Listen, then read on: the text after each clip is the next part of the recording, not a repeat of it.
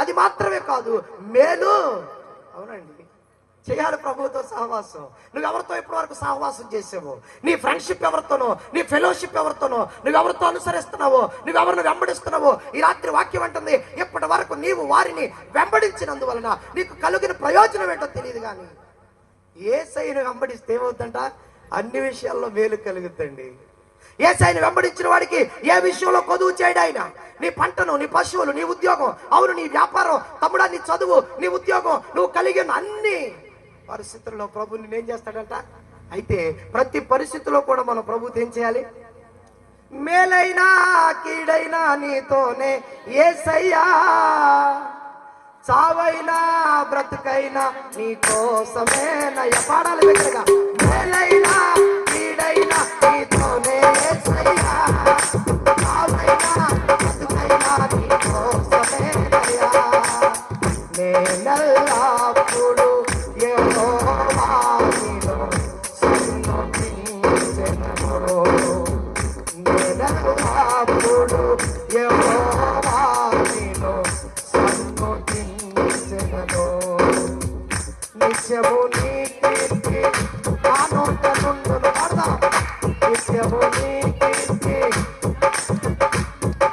మేలైనా కీడైనా నీతోనే. కలిమితే దారి నన్ను ముంచిన స్థితిని తలక్రిందులే చేసిన. కలిమితే దారి నన్ను ముంచిన తలకిందులే చేసిన.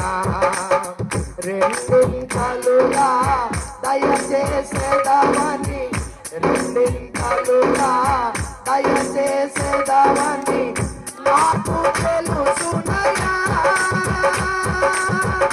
మంచి యేసయ్యా. పాడదాం. మేలైనా కీడైనా నీతోనే, చావైనా బ్రతుకైనా నీకోసమే. ఓ మేలైనా కీడైనా నీతోనే యేసయ్యా. అవును, ఈ రాత్రి దేవుని వాక్యం చదువుతుంది. నువ్వు ఎవరితో, నువ్వు కీడు జరిగినా మేలు జరిగినా, నీ పరిస్థితులు ఒక రోజు మంచిగా ఉండొచ్చు, కొన్నిసార్లు నువ్వే ఆర్థికంగా వెనకబడిపోవచ్చు, కొన్నిసార్లు నువ్వే ఉన్నతమైన స్థితిలో ఉండొచ్చు, కొన్నిసార్లు నీ పరిస్థితులు నీకు ఆశీర్వాదకరంగా ఉండొచ్చు, కొన్నిసార్లు తెలియకుండానే మన జీవితం వెనకబడిపోవచ్చు. రాత్రి దేవుని సేవకునిగా చెబుతున్నా, నువ్వు ఏది ఏ పరిస్థితుల్లో ఉన్నా నీ సహవాసం ప్రభుతో చేయగలిగితే ఏమంటాడు? రెండింతలుగా దయచేసేదవని. తెలుసా నీకు? ఈ రాత్రి సంగమా, నీకు తెలుసా ఆయన